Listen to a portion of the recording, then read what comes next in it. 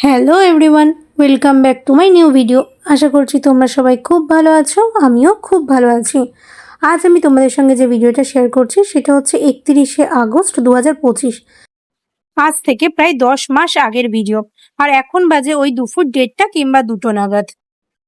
অনেকদিন ধরেই ভাবছি ভিডিওটা এডিট করে পোস্ট করব, কিন্তু সময় আর সুযোগ হয়ে উঠছিল না।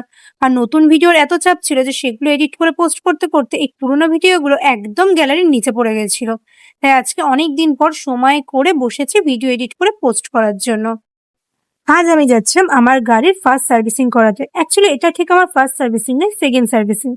ফার্স্ট সার্ভিসিং এর সময়সীমা ছিল ওই 2-3 মাসের মধ্যে গাড়ি পারচেসিং এর ডেট থেকে।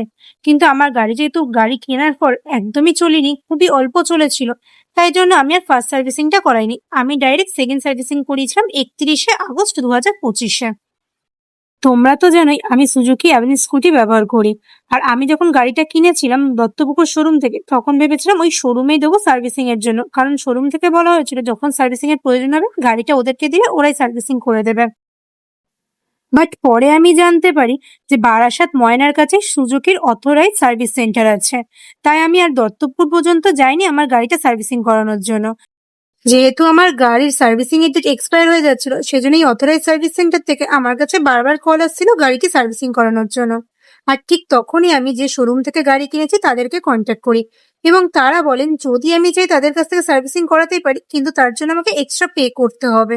কিন্তু যদি আমি অথরাইজ সার্ভিস সেন্টার থেকে আমার গাড়ি সার্ভিসিং করি সেক্ষেত্রে কিন্তু কোনো এক্সট্রা পে করতে হবে না, শুধু যদি মোবিল চেঞ্জ করি মোবিলের জন্য টাকাটা পে করতে হয়। তাই আমি ডিসাইড করি অথরাইজ সার্ভিস সেন্টার থেকে আমার গাড়ির ফার্স্ট সার্ভিসিং করাবো।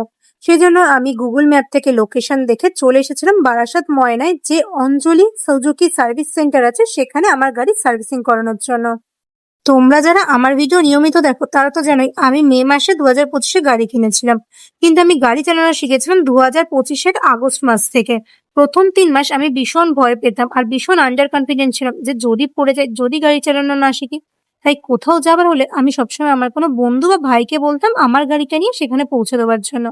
কিন্তু আগস্ট মাস থেকে আমি ডিসাইড করি যে না, গাড়ি যখন একবার কিনে ফেলেছি এবার ভয় সব দূর করে কনফিডেন্টের সাথে আমাকে গাড়ি চালানো শিখতেই হবে। তো যেই ভাবা সেই কাজ, আমি 1 মাস খুব ভালোভাবে গাড়ি চালানো প্র্যাকটিস করি এবং শিখি।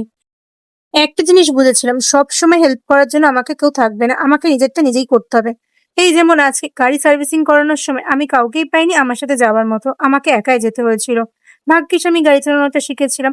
আর আজকেই কিন্তু আমি প্রথমবার আমার গাড়ি নিয়ে আমি মেন রাস্তার ওপর উঠেছিলাম এবং সার্ভিস সেন্টারে সঠিক সময় মতো পৌঁছেছিলাম।